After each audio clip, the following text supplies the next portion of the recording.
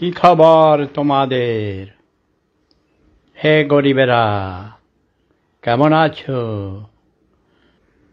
স্বৈরাচারীর আমলে সকালবেলায় কাঁচামরিচ দিয়া, পোড়া মরিচ দিয়া, শুটকির ভর্তা দিয়ে পান্তা ভাত খেতে পারতে পেট ভরে।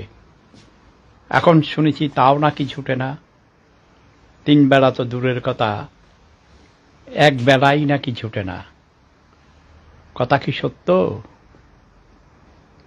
হতেও পারে, কারণ তোমরা তো গরিব, কাজ করো না, বেকার থাকো। কাজ করলে তোমাদের নাকি ইজ্জত চলে যায়।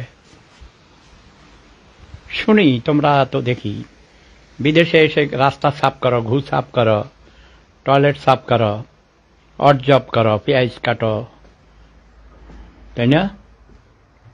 কত অড জব করো, 3 বেলা কাজ করো, 24 ঘন্টার মধ্যে 18 ঘন্টা ট্যাক্সি চালাও, তারপরে না খাইয়া থাকো। 100 গরুর মাংস যদি কিনতে পারো, 10-12 জন থাকো, 10 আলু আসিলা আলু, বুঝাও।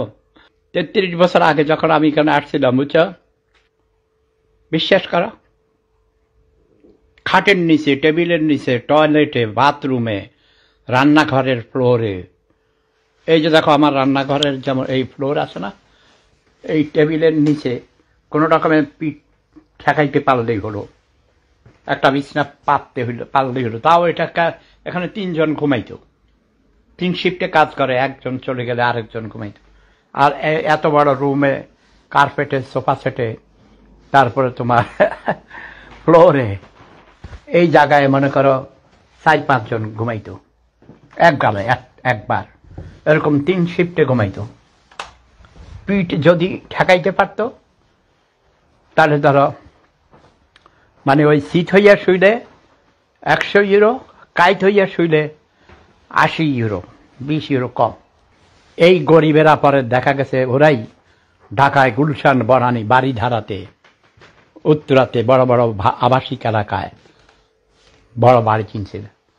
ওই যে এখন যে নিকুঞ্জ, তারপরে আরো কি কি নাম দিছে না, পিলপাপাড়া, নন্দীপাড়া, ওইসব জায়গায় মাটি কিনছে, পানি কিনেছে, পানির নিচের জমি। এখন সেখানে হাই রাইজ বিল্ডিং হয়ে গেছে।